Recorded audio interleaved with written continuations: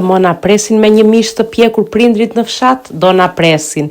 Ndaja edhe e kanë përgatitur këtë furrën e cila është me tulla, edhe sa herë që mblidhemi familja e gjithë, endes babi e përgatitë që të mundet që të piqet mishi avash avash.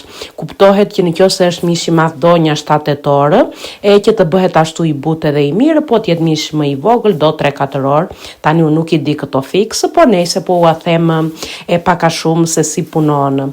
Nga mesi të zierjes, pasi është zierë ca mishi, që shikoni e kanë mbuluar në fillim që të mona digjet nga lartë, duhet ta hapin edhe ta kthejnë mishin, do me thënë të kthejnë tepsinë. Do ta vendosin prapë, do me thënë shumë procedure gjatë që të piqet i gjithë mishi, po pastaj në fund rezultati është jami o njerëz.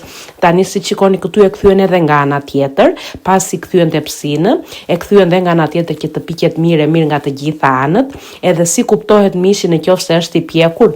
Si shikoni tani do ta provoj mami tek kofsha këtu e mishit, edhe shikoni ta një mishi se si është bërë, është gati do me thënë, edhe do ta heqim, ta presim, do ta lëmë më njanë të ftohet në fillim, se kur përvëllon nuk pritet mishi, do të përvëlloj duart, po që të hash këtë cipën nga lartë, mos e pyesni, atje nuk të digjen duart. E presin tani, do ta shoqërojmë me patate tavë në anë, edhe të na bëj mirë njerëz të dashur e të bukur. Ciao!